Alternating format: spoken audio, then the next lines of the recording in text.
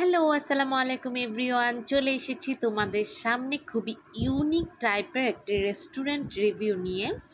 Totally একটি aesthetic পরিবেশে যদি তোমরা এখানে খাওয়া দাওয়া করতে চাও অথবা টাইম পাস করতে চাও বা নিজেকে একদমই একটা রাজকীয় পরিবেশে আলাদা করে একটা নিজের জন্য সময় স্পেন্ড করতে চাও, তাহলে হচ্ছে কি বেস্ট একটা রেস্টুরেন্ট রিভিউ নিয়ে চলে আসলাম তোমাদের সামনে, যেটাতে কিনা তোমরা লিফট দিয়ে ঢুকেই দেখছো যে রেস্টুরেন্টে ঢোকার আগেই যে তাদের এন্ট্রান্সটা একদমই মনোমুগ্ধকর এবং হচ্ছে খুবই ডিফারেন্ট টাইপের একটা ফিল দিচ্ছে। ইয়েস, আর এই রেস্টুরেন্টের নাম হচ্ছে কসমো ক্যাফে অ্যান্ড রেস্টুরেন্ট, যেটার নামেই কিন্তু অনেকটাই একটা রাজকীয় ভাব আছে। কি বলো বন্ধুরা, তাই না? তো আজকে কিন্তু এই রেস্টুরেন্টটা পুরোটা ঘুরে ঘুরে দেখাবো। আমরা ফ্যামিলি এসেছি, কেমন এনজয় করলাম আর কী ফুড অর্ডার করলাম আর লোকেশনটি কোথায় সেটি দেখতে কিন্তু আমার ফুল ব্লগটি এনজয় করতে হবে। তো এই যে প্রথমেই কিন্তু এন্ট্রান্সেই এত সুন্দর সুন্দর এখানে জিনিস রাখা, যেখানে কিনা তোমরা ফটো তোলার জন্য একদম পারফেক্ট এবং এখানেই তোমরা অনেক সুন্দর সময় স্পেন্ড করতে পারবে। তো দেখতেই পাচ্ছ এখানে কিন্তু চেজ একদম ডেকোরেশন করে রাখা, খুব হেভি হেভি এবং খুব কোয়ালিটি সম্পন্ন দামি দামি জিনিস দিয়ে দেখলাম যে রেস্টুরেন্টটি ডেকোরেশন করা। সো বলতেই পারো যে এটা একটা এক্সপেন্সিভ ক্যাটাগরির রেস্টুরেন্ট।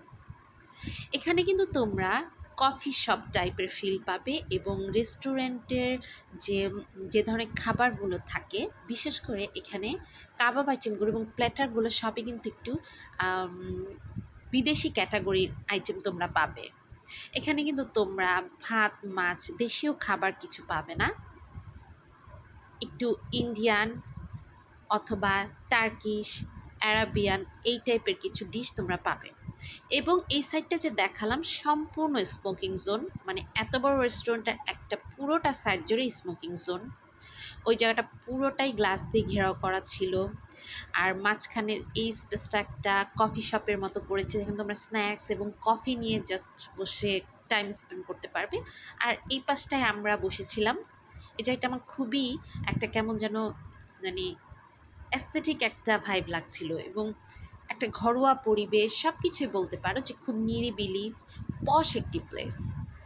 এনিওয়েজ, আমি মেনিউটা হাতেও নিয়েছিলাম বাট ভিডিও করতে একদমই মনে ছিল না। তা আমাদের যেই ফুডগুলো অর্ডার করেছিলাম সেটা দিয়ে তোমাদেরকে বুঝিয়ে দিচ্ছি যেখানে কী টাইপের ফুড পাবে।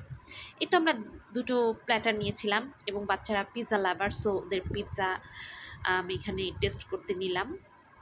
আমিও নিয়েছিলাম এখানে এক ধরনের চিকেন অ্যান্ড সাথে গার্লিক রাইস আইটেম এবং মোমো ছিল। দেখতেই পাচ্ছ মোমোসের সাথে টুকটুক টুকটুক করে কিন্তু একদম শেষ, আর সাথে আর একটাই মোমোই আছে। তা আমি তোমাদেরকে ডিশটা দেখাচ্ছিলাম। তো এখানে তোমরা হচ্ছে 500-600 করে এই প্ল্যাটারগুলো পেয়ে যাবে। তো তোমাদের ভাইয়া ম্যাশ পটেটোর সাথে এই চিকেন আইটেমটি নিয়েছে।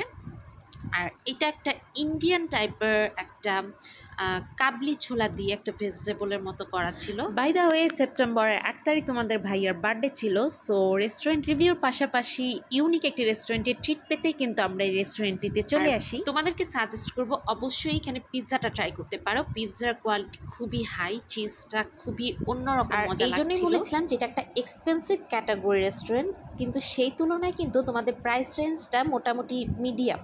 তো এই তো ফিশ অ্যান্ড চিপস অর্ডার করছি, সেটা চলে এসেছে।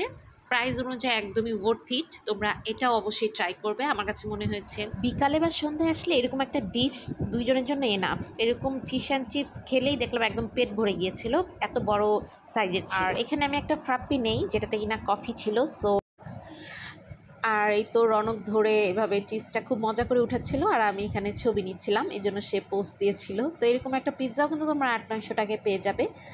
তো কেমন লাগলো তোমাদের কাছে আমার এই ব্লগটি অবশ্যই কমেন্ট বক্সে জানাবে, আর অবশ্যই আমার চ্যানেলের সাথে থাকবে, শেয়ার অ্যান্ড সাবস্ক্রাইব করে।